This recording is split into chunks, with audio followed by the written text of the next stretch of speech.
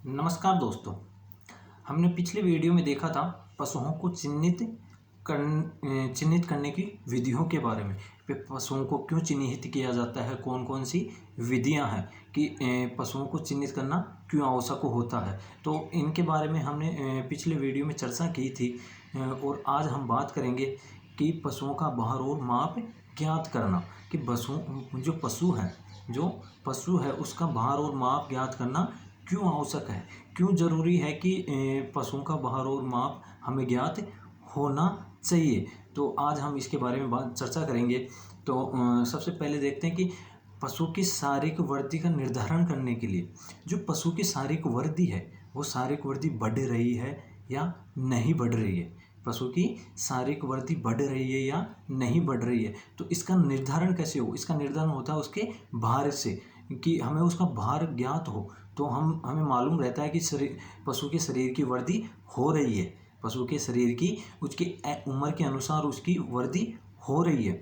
कि पशु का भार जरूरी है कि पशु की वृद्धि का हमें मालूम चल जाता है कि पशु की वृद्धि हो रही है। इसके बाद में आता है कि पशुओं को जो दिया जाने वाला आहार है, पशुओं को दिया जाने वाला आहार है उसकी मात्रा की गणना के लिए भी पशुओं के शरीर का वजन का हमें मालूम होना आवश्यक है। कि जो पशु है उसकी एज के अनुसार और उसके भार के अनुसार, यानी उसके एज के अनुसार कि प्रेग्नेंट है कि नॉन प्रेग्नेंट है, तो उस अनुसार हमें मालूम होना चाहिए पशु का कि जो पशु है उसका भार का हमें मालूम हो तो हम आसानी से पता लग जाता है कि हमें उसे कितना चारा देना है, कितना बंटा देना है। तो अगर पशु का हमें भार ज्ञात हो तो पशु को जो दिया जाने वाला आहार है, पशु को दिया जाने वाला जो आहार है तो वो हम उसे संतुलित मात्रा में दे सकते हैं। कि पशु को उसके भार के अनुसार उसे इतना बंटा डालना है, इतना चारा डालना है। और एक हमें उसका अगर भार का ही मालूम नहीं हो, अगर पशु का भार का ही हमें मालूम ही ना हो और हम उसे बहुत कम उसके भार के अनुसार बहुत कम चारा या बंटा डाल रहे हैं, तो जो पशु क्या होता है कि पशु कमज़ोर रह जाता है। इस अनुसार तो क्या होता है कि हमें अगर पशु का भार ज्ञात हो, उसका अगर अंदाजन भी ज्ञात हो तो हम उसे जो बंटा और चारा डालते हैं वो उचित मात्रा में मिल सके। फिर आता है कि जो पशुओं को दी जाने वाली दवाइयाँ हैं, सबसे महत्वपूर्ण चीज़ होती है कि अगर पशु का भार हमें ज्ञात ना हो तो हम पशु का ट्रीटमेंट यानी उसका इलाज सही तरीके से नहीं कर सकते। क्योंकि क्या होता है कि पशु का हमें बॉडी वेट उसके मालूम ही नहीं, और हमें जो पशु को जो दवाई की जो डोज मिलनी चाहिए, जो उसको ज़रूरत है दवाई की, जितनी उसके बॉडी वेट को है ना, उसको जितनी ज़रूरत है उतनी हम दे नहीं पा रहे, उतनी हमने दी नहीं, तो पशु क्या होता है कि पशु ठीक नहीं हो पाएगा। और एक होता है कि हमें मालूम नहीं उसके भार का और हमने उसे और डोज दे दी तो उसे आघात भी लग सकता है या पशु ठीक ना हो के बीमार ज़्यादा हो जाए। तो क्योंकि वो इतनी जो हमने दवाई दे रहे हैं वो इतनी सहन नहीं कर पाए, तो क्या होता है कि पशु का जो सबसे ज़्यादा फील्ड में काम आता है कि पशु का बॉडी वेट हमें मालूम होना चाहिए, तभी हम पशु का उचित इलाज कर सकते हैं।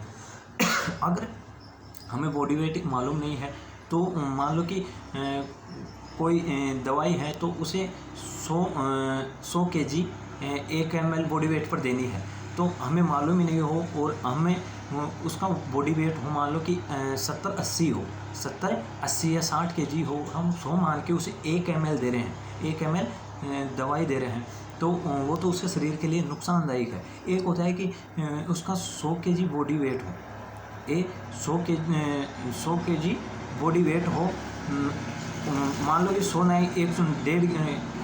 150 kg बॉडी वेट हो और 1 ml दवाई दे रहे हो, तो उसके शरीर पे वो काम नहीं करेगी, उसके शरीर पर वो दवाई काम नहीं करेगी। उचित तरीके से वो जिस दवाई का हम दे रहे हैं वो उचित तरीके से काम नहीं कर पाएगी। फिर आता है कि जो नस्ल है उसके गुणों का अध्ययन करने के लिए, जो नस्ल है उसकी बॉडी वेट के अनुसार हम उस नस्ल के गुणों का अध्ययन कर पाते हैं, उसके नस्ल का गुणों का अध्ययन कर पाते हैं। एक कमज़ोर पशु है, कोई गाय रह गई कमज़ोर है, भैंस है, एक भैंस है उसकी ज़्यादा रह गई जो बॉडी वेट है। लेकिन क्या होता है कि सबसे इम्पोर्टेंट बात होती है कि पशु का हमें भार ज्ञात होना बहुत ज़रूरी है। पशु का भार ज्ञात होना हमें बहुत ज़रूरी है। फिर आता है कि पशु की जो प्रजनन आयु है वो किस पर निर्भर करती है? शरीर भार पर। एक मान लो कि एक पशु है वो बहुत कमज़ोर है, हमने उसका प्रजनन करवा दिया, बहुत कमज़ोर शरीर से बहुत कमज़ोर है, उसके बॉडी वेट का हमें मालूम नहीं और हमने प्रजनन करवा दिया, तो वो पशु के लिए नुकसानदायक हो सकता है। तो हमें पशु का बॉडी वेट का मालूम होना चाहिए कि इस टाइम पर, इस वक्त पर बॉडी वेट सही है तो हमें इसका प्रजनन करवाना चाहिए, हमें उसका प्रजनन करवाना चाहिए। तो हमें ये चीज़ मालूम होना चाहिए कि पशु की जो बॉडी वेट है वो कितना है कि हम उसके प्रजनन के लिए सही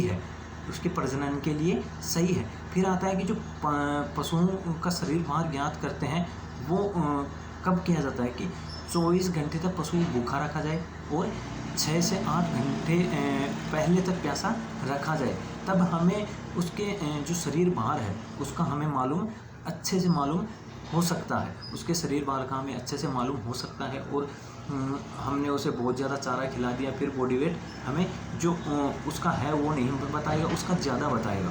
तो पशु को 24 घंटे पहले से भूखा रखा जाता है और 6 से 8 घंटे पहले प्यासा रखा जाता है, तब हमें उसके बॉडी वेट का मालूम चलता है। अब बात करेंगे हम जो पशु है उसकी भार ज्ञात करने की विधियों के बारे में हम बात करेंगे, चर्चा करेंगे। तो सबसे पहले विधि आती है ब्रिज विधि। कौन सी विधि? ब्रिज विधि। पशुओं का भार ज्ञात करने की सबसे पहली विधि आती है ब्रिज विधि। ये छोटे और बड़े पशुओं को तोलने के लिए उपयोग में ली जाती है। कौन से पशुओं को? छोटे और बड़े जो पशु है उनको तोलने के काम में ली जाती है। इस विधि में क्या होता है कि एक बड़ा प्लेटफॉर्म होता है, ये बड़ा प्लेटफॉर्म होता है, उस पर पशु को खड़ा किया